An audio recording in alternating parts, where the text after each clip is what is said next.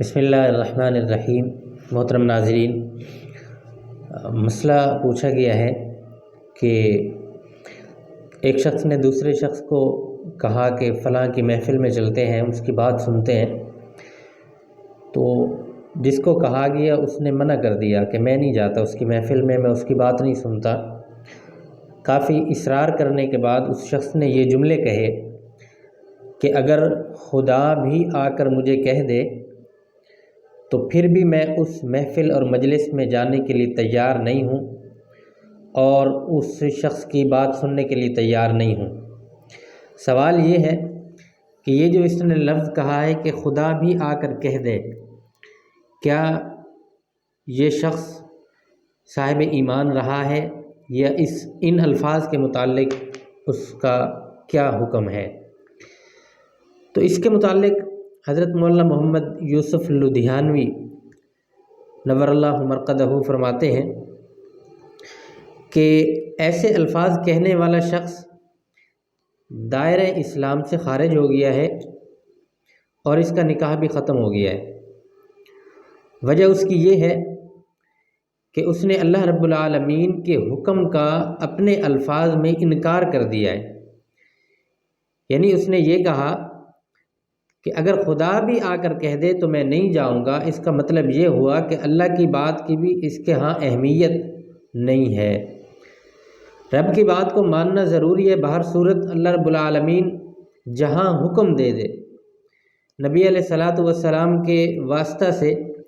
اللہ رب العالمین جو حکم دے دے، ما آتاکم الرسول فخذوا وما نہاکم عنہ فانتہوا، جو نبی علیہ السلام تمہیں کہہ دیں اس پر عمل کرنا ضروری ہے، اور جہاں سے نبی علیہ السلام منع فرما دے وہاں سے رک جانا لازم ہے۔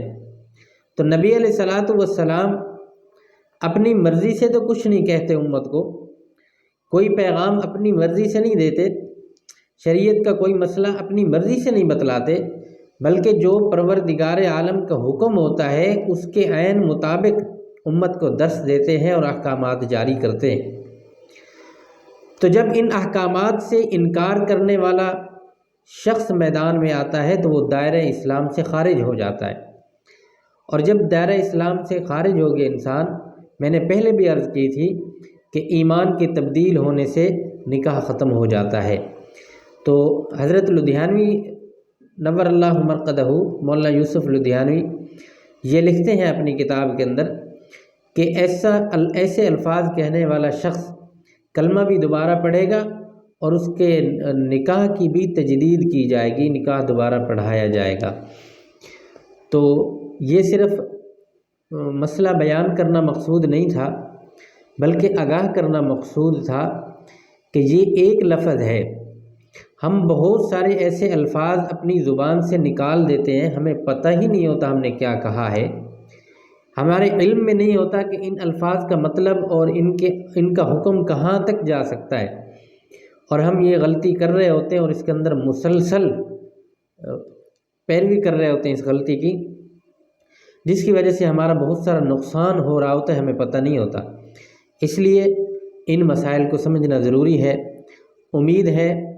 کہ آپ کو مسئلہ سمجھ آ گیا ہوگا۔ اللہ رب العالمین ہم سب کو